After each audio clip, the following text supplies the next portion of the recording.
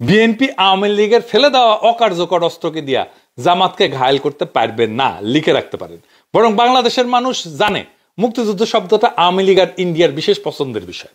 রাজাকার বা পাকিস্তানপন্থী বাংলাদেশে কোনো গালি না। আর কাউকে মুক্তিযুদ্ধের বিরোধী আর পাকিস্তানপন্থী বলা মানে সেই দলের গায়ে সাচ্চা ভারত বিরোধী শক্তির ছাপ্পা মাইরা দেওয়া। এডিটর সাহেব আজকে একটা ছাপ্পা দিয়ে দেন, পজিটিভ ছাপ্পা জামাত আর শিবিরকে, সাচ্চা ভারত বিরোধী দেন ছাপ একটা। হ্যাঁ, আড়াটা দেন, এবার আড়াটা দেন ছাপ। বিএনপি যতবার বলবে রাজাকার মুক্তিযুদ্ধের বিরোধী, ততবার জামাত আর শিবিরের বাক্সে পয়েন্ট জমা হবে। এডিটর সাহেব দেন ছাপ্পা মাইরা, পয়েন্ট জমা হইতেছে। রাজনীতি করে বিএনপি আর পয়েন্ট পায় জামাত, আবার ছাপ্পা মাইরা দেন। আর জামাতের প্রশ্ন, জামাত কি করে ফেলবে, ইসলামপন্থীরা কি করে ফেলবে? বিএনপিকে এটা বুঝতে হবে, জামাতে ইসলামী মতো ইসলামিক দল বাংলাদেশের জন্য শুধু না, সারা পৃথিবীর জন্য একটা উল্লেখযোগ্য ইসলামী রাজনীতি করতেছে। কি সেটা? তারা মডার্ন রিপাবলিকের ফ্রেমওয়ার্কের মধ্যে, পলিটিক্যাল ফ্রেমওয়ার্কের মধ্যেই রাজনীতি করতেছে। এইটা পৃথিবীতে খুব অল্প সংখ্যক, সামান্য সংখ্যক ইসলামী রাজনৈতিক দল করে। পৃথিবীতে খুব বিরল এরকম রাজনৈতিক দল। এই জামাতে ইসলামের ভয় পেয়ে লাভ আছে? সে তো ধরেই নিছে যে সে এই মডার্ন রিপাবলিকের ফ্রেমওয়ার্কের মধ্যে রাজনীতি করবে। তো এর মধ্যে রাজনীতি করলে তার ঠেকানোর কি আছে?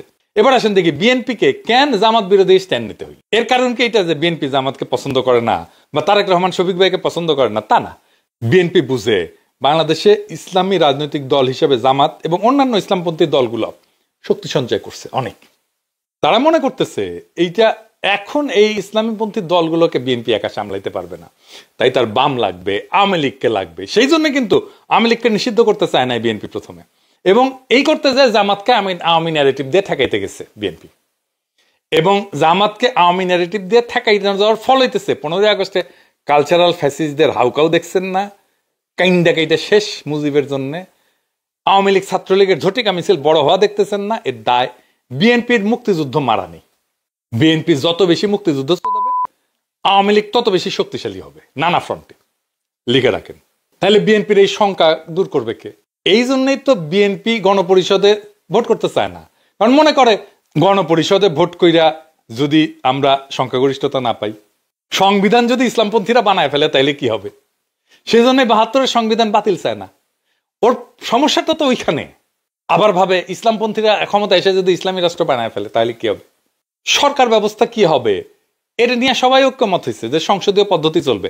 আমি বলি আপনারা লিখে রাখতে পারেন, এই সংসদীয় পদ্ধতি ফেল করবে। 50 বছর পরেও যদি আমার ভিডিওটা দেখেন কেউ, তাহলে এই কথা সত্য হবে, তখন বুঝবেন আমি 50 বছর আগে এই কথা কয়ে গেছিলাম যে এটা ফেল করবে। এইটা আবার ফেল করবে। সারা দুনিয়ায় সংসদীয় পদ্ধতি যে সমস্ত দেশে কাজ করে, ফাংশন করে, সেই সমস্ত দেশে রাজা আছে অথবা কিং আছে। যে সমস্ত দেশে রাজা নাই বা কিং নাই, সেখানেই সংসদীয় পদ্ধতি ফেল করবে। এটা নিয়ে আমার একটা এপিসোড আছে, দেখে রাখতে পারেন। বাংলাদেশের জন্য দরকার রাষ্ট্রপতি শাসিত পদ্ধতি, এবং এইটা একটা সিটিংয়েই হয়ে যেত, 1 ঘন্টার সিটিংয়ে। আলী রিয়াজকে দিয়ে ঐক্যমত কমিশন বসছে, ঘন্টার পর ঘন্টা মিটিং করছে, দিনের পর দিন মিটিং করছে, কোনো সলিউশন আসতে পারে না। খালেদা জিয়ার প্রফেসর ইউনূস, এই দুইজন মিলে বসে এটা সলভ করতে পারে 1 ঘন্টার মধ্যে। আর্গুমেন্ট কি হবে? আর্গুমেন্ট হচ্ছে প্রফেসর ইউনূস বলবে যে ম্যাডাম আপনি বলেন যে বাংলাদেশের ইতিহাসে সবচেয়ে ভালো সময় কোনটা ছিল, কোন সরকারের সময় ছিল, যেই সরকারের উপরে জনগণের বিপুল সমর্থন ছিল, দেশের সমৃদ্ধি হয়েছে, মানুষ শান্তিতে ছিল।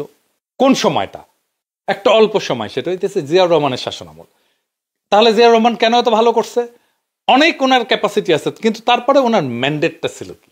ম্যান্ডেট ছিল সংবিধান।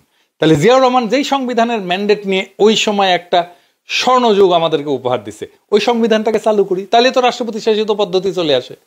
আমি আজকে কোন রাজনৈতিক দলের সবচেয়ে শক্তিশালী অবস্থানটা কি হইতে পারে সেটা আলাপটা আমি আজকে করবো না, পরে কোনো একদিন করা যেতে পারে। আজকে যে আলাপটা করব সেটা হইতেছে যে বিএনপির রাজনীতির ভুলের কারণে, ভুল রাজনৈতিক স্ট্র্যাটেজির কারণে পয়েন্ট পাইতেছে জামাত ইসলামী। এটা একটা মহা একটা তামাশার কথা। রাজনীতি করতেছে বিএনপি আর পয়েন্ট পাইতেছে জামাত ইসলাম। কেমনে আসেন একটু বুঝে দেখি। আপনারা দেখতেছেন বিএনপি আর জামাতের মধ্যে বৈরিতা। বিএনপি কি জামাতের সমালোচনা করতে পারবে না? অবশ্যই পারবে। জামাত কি বিএনপির সমালোচনা করতে পারবে না? অবশ্যই পারবে। কিন্তু বিএনপি কি সমালোচনা করতেছে? বলতেছে জামাত স্বাধীনতা বিরোধী, রাজাকার, পাকিস্তানপন্থী। আওয়ামী লীগ তো এই একই কথা বলে জামাতকে ঘায়েল করতে চাইছিল, তাই না? পারছে? ঘায়েল করতে পারে নাই। তাহলে একই অস্ত্র দিয়ে বিএনপি পারবে? পারবে না। কারণ কি? কারণ মুক্তিযুদ্ধ যদি একটা ফুটবল লিগ হয় আওয়ামী লীগ সেই লীগের ফার্স্ট ডিভিশনের আনবিটেবল চ্যাম্পিয়ন। 1971-এ বিএনপির জন্মই হয় নাই। রাজনৈতিক দল হিসেবে 1971-কে পুরোপুরি ওন করা বিএনপির পক্ষে সম্ভব না। জিয়া অনেক বড় মুক্তিযোদ্ধা হইলেও জিয়া মুক্তিযুদ্ধের মাঠে কখনোই মুজিবকে অতিক্রম করতে পারবে না। জিয়া নিজেই স্বাধীনতার ঘোষণা দিয়েছিলেন মুজিবকে মহান নেতা পাই না। বিএনপি মুক্তিযুদ্ধে ফুটবল লীগের সেকেন্ড ডিভিশনের প্লেয়ার। তাই আওয়ামী লীগ জামাতের বিরুদ্ধেই ক্যাম্পেইন করে রাজাকার বইলা পাকিস্তানপন্থী বইলা যে পয়েন্ট পাইছে তার অর্ধেক পয়েন্টও বিএনপি পাবে না। বিএনপির যারা অ্যান্টি ইন্ডিয়ান ভোটার তারা বিএনপি থেকে মুখ ঘুরাই নিতেছে। এখন এমন অবস্থা হয়েছে জামাত যদি ইন্ডিয়ার সাথে হাত মিলায়ও তাও পাবলিকে ধরে নেবে জামাত অ্যান্টি ইন্ডিয়ান। মাথায় মাল থাকলে জামাতকে তার রাজনীতি নিয়ে এমন ভাবে ঘাপানো যায় যে জামাত একটা কথা বলতে পারবে না, আওয়াও করো খালি। আমার জামাতের খুব স্পষ্ট ক্রিটিক আছে, সেটা 71 প্রশ্নও আছে, আপনারা শুনছেন। ওই আমার এক ভিডিও আছে 2013 সালে, সেটা মাঝে মাঝে আপ করে। যাই হোক, ওইটাতে আমি যাব না। মুক্তিযুদ্ধ প্রশ্নকে টাচ না কইরাই আমি জামাতের খুব শক্ত ক্রিটিক করতে পারবো। আসেন সেটা শুনে দেখি। তবে এখন অনেকে কইতে পারেন আপনি তো শিখে দিতেছেন, শিখুক। কেমনে পলিটিক্স করতে হয়, কেমনে আর্গুমেন্ট তৈরি করতে হয়, ন্যারেটিভ তৈরি করতে হয়, শিখুক না, অসুবিধে কি, ভালো তো। আসেন আমরা দেখি। প্রথম ক্রিটিক, জামাত তো 1971-এ মনে করেছিল যে পাকিস্তান রাষ্ট্রকে টিকায় রাখতে হবে, তাই না? খুব ভালো কথা, কোনো অসুবিধা নাই। কেন টিকায় রাখতে হবে? আর্গুমেন্ট কি? ওনারা বলেন যে কারণ ভারত যদি আজকে অখণ্ড ভারত থাকতো, সেই ভারতে সংখ্যালঘু মুসলমান কেমন নিপীড়িত হইতো তা তো আমরা আজকের ভারতকে দেখে বুঝতে পারি। নামাজ পড়া অবস্থায় পাশা লাথি দিয়ে তুলে দেয়, কান ধরে জয় শ্রীরাম বলায়, গরুর মাংস না গরু বহন করার অপরাধে পিটায় মেরে ফেলে, আপনার সম্পদ নিয়ে নিতেছে, আপনার মসজিদ ভেঙে ফেলতেছে, কিছুদিন পর পর জেনোসাইড করতেছে এক এক জায়গায়। তো জামাত তো এই যুক্তি দেয়, তাই না? খুব ভালো কথা। তো ভারতের সংখ্যালঘু হিন্দু, দলিত আর মুসলমানরা যখন পাকিস্তান আন্দোলন করতেছে, আপনারা জামাতরা কেন তার বিরোধিতা করলেন? আপনারা তো পাকিস্তান আইডিয়াকেই মানেন নাই, তার বিরোধিতা করছেন। তো সেই পাকিস্তান রাষ্ট্রকে রক্ষা করার জন্য 1971-এ দিওয়ানা হইলেন কেন? 47-এ পাকিস্তান আন্দোলনের বিরোধিতা করে কি ঠিক করছিলেন? যদি পাকিস্তান না হইতো তাহলে তো বাংলাদেশ হইতো না। আর পাকিস্তান না হইলে যে ভারতের মুসলমানরা দুর্দশায় পতিত হইতো, সেটা কেন আপনার 1947-এ বুঝলেন না? আজ বুঝতেছেন। তখন তো জিন্নাকে সাপোর্ট দেন নাই, তার বিরোধিতা করছেন। আজ বাদ দেন, ভুল করছেন একটা। 1950 সালে ভূমি সংস্কার আইন হইতেছে, পাকিস্তান হয়ে গেছে, জমিদারি প্রথা উচ্ছেদ করা হবে। এই আইনের প্রাতিষ্ঠানিক নাম ছিল পূর্ববঙ্গীয় রাষ্ট্রীয় অধিগ্রহণ এবং প্রজাস্বত্ব আইন 1950। এর মূল উদ্দেশ্য ছিল ব্রিটিশ আমলে প্রবর্তিত 1793 সালে চিরস্থায়ী বন্দোবস্তের ফলে সৃষ্ট যে জমিদার, এই জমিদারে উচ্ছেদ করে দেওয়া। এবং এর জন্যই মুসলিম লীগ আন্দোলন করছে, এবং এর জন্যই পাকিস্তান আন্দোলন হয়েছে, এবং এই আন্দোলন করতে করতেই পাকিস্তানের জন্ম হয়েছে। তো মওদুদী সাহেব 50 সালে এই ভূমি সংস্কার আইনের সরাসরি বিরোধিতা করলো, জামাত ইসলামও করলো। তো এই ভূমি সংস্কার অন ইসলামিক এটা বলতেছেন উনি, মানে এটা ইসলাম মতে এটা সহি আছে। উনি একটা বই লিখলেন, বইয়ের নাম হইতেছে মাসালা ই মিলকিয়াত তৈ জমিন। এই বইতে যুক্তি দিলেন যে ইসলাম ব্যক্তিগত মালিকানাকে স্বীকৃতি দেয়, ইসলাম আইনসঙ্গতভাবে অর্জিত ব্যক্তিগত সম্পত্তিকে সম্মান করে, এবং রাষ্ট্র সেটা কেড়ে নিতে পারে না, মানে জমিদারি কেড়ে নেওয়া যাবে না। এটা হইতেছে ওনাদের যুক্তি। আচ্ছা, হাজী শরীয়তুল্লাহ, তিতুমির, ফকির মজনু শাহ, নুরুল দিন, এরা জমিদারি উচ্ছেদের লড়াই করেননি, জীবন দিয়ে দিছে না ওনারা? আর জমিদারি উচ্ছেদ যখন হবে তখন আপনি তার বিরুদ্ধে দাঁড়াইতেছেন। বাহ, কি তামসা! আপনি তিতুমিরের বাঁশের কেল্লার নাম দিয়া ফেসবুকে বিপ্লব করতেছেন আপনার তরুণ সম্প্রদায়কে দিয়া, কিন্তু আপনি তো তিতুমিরের লড়াইকে অন করলেন না। বাস্তবে যখন একটা রিয়েল লাইফ রাজনৈতিক সিদ্ধান্তের বিষয় এসে দাঁড়ায়, আপনি তখন সঠিক সিদ্ধান্ত নিতে পারেন না। দেখেন, আমার 1971 টাইনে আনতে হইল না। এইটাই তো রাইট পলিটিক্যাল ক্রিটিক। এবার আসেন ওয়াকারের প্রশ্ন। ওয়াকার প্রশ্নে একটা অস্বস্তি আছে সারা দেশে। এই প্রশ্নটা কিন্তু খুব জটিল, খুবই কমপ্লেক্স একটা বিষয়। মানে যদি ধরেন বাংলাদেশে সবচেয়ে বেশি খারাপ অবস্থায় কে আছে, একজন মানুষ, এটা হইতেছে ওয়াকার। কারণ ওয়াকারের উপরে সবাই বিলা, আমরাও বিলা, হাসিনাও বিলা। হাসিনারে পলায় যেতে দিলেও, আওয়ামী দুর্বৃত্তদের পালায় যেতে দিলেও হাসিনা বিলা তার উপরে, কারণ হাসিনা মনে করে ওয়াকার চাইলে তারে রক্ষা করতে পারতো, কিন্তু করে নাই। এই সমস্যাটার সমাধান করা যেতে পারে একভাবে।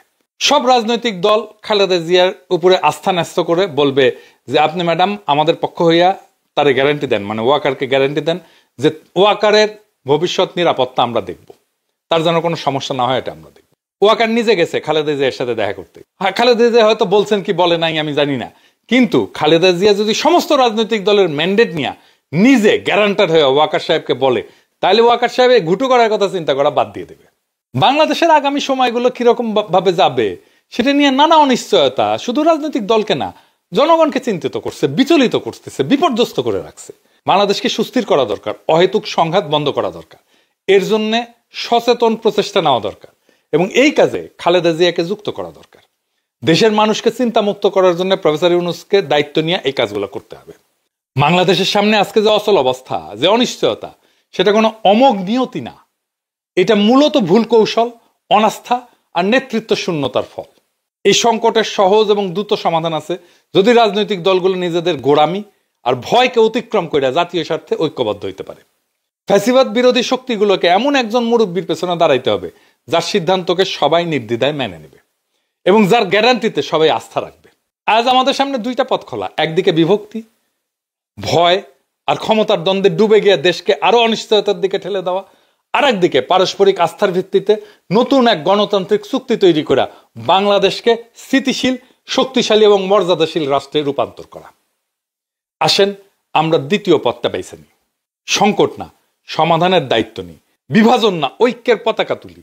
ইতিহাসের এই সন্ধিক্ষণে আমাদের প্রত্যেকটা সাহসী পদক্ষেপ ভবিষ্যৎ প্রজন্মের জন্য আশার আলো হয়ে উঠতে পারে। বাংলাদেশকে স্থিতিশীল করার এই মহান কাজটা আর কালক্ষেপণ না, আজই শুরু করা দরকার। আল্লাহর নামে, মানুষের নামে, রাষ্ট্রের ভবিষ্যতের নামে।